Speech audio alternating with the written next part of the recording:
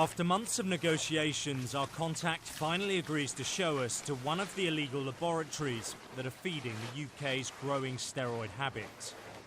We stop outside an anonymous-looking garage in the suburban sprawl. It's also the entry point to the hidden world of illicit steroid production. Inside, it looks like a professional operation. But this makeshift lab is far from sterile, and these men are not chemists. What they produce, though, will be injected by thousands of mainly young men hoping to bulk up. They agreed to speak to us on the condition we disguise their voices. The market's massive, the fitness industry is growing, everyone's seeing all this stuff on the TV, everyone wants to look good, so we're getting busier and busier. More people want to start up their own lab but don't have the knowledge of where to get the raws, the powders, so they come to us and we're selling them the product and they're labelling it as their own. We've been here for about 25-30 minutes, and in that time they have made 500 millilitres of testosterone propionate. It's worth about £700. Now, they describe themselves as small players in this underground criminal industry. They say there are hundreds of laboratories around the country, and it is big and growing business. We can make up between 15 and 20. 15 to 20,000 pounds every month. Yeah. Your 3 labs. Yeah. Huge business. Yeah, but like I say, I know people that make us look like chump change, so I know people that are doing 150,000 a month. There are no national statistics for the number of people using anabolic steroids, but what is clear is that more and more young men are prepared to risk their health to look good in a society where body beautiful is increasingly important. Louis Davies and Ben Mannion are both pumping up their muscles before they go out on the town. They both love the gym. Their physiques, though, are far from natural.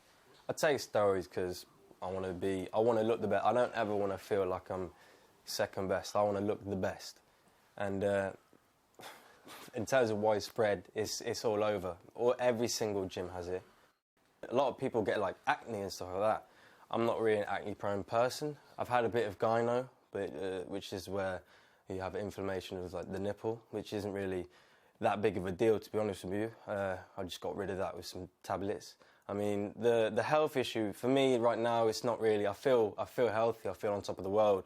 So when I take steroids, I feel a lot better than when I'm off. I take steroids because I reached a point where I felt like I couldn't get any bigger or stronger. Lots of guys around me. You see them all the time. Just getting bigger and stronger.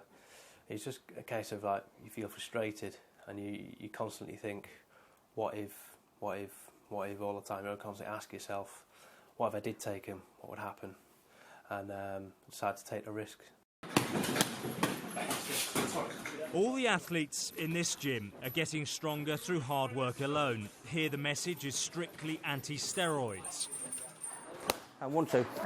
But boxing trainer Adrian Bush says the pressure on many young men to take anabolics is greater than ever. It's as easy as getting steroids now, I've been told, as it is going into a shop and buying a can of Coke.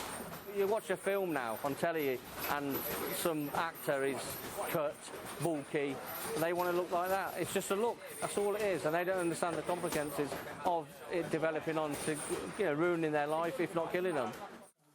It is difficult to estimate how many illegal steroid labs like this there are in the UK, but what's obvious is the underground nature of the supply chain means users don't know what they're putting into their bodies. I personally see it as a lifestyle. It's people go down the gym, they're looking better, they're feeling better. But it doesn't concern you that people might take something you've made and it could damage their body or potentially kill them? It doesn't bother me, no. Although possessing steroids is legal, producing them with intent to supply can lead to sentences of up to 14 years in prison. But with so much money involved, there'll always be people willing to take that risk. Alex Rossi, Sky News.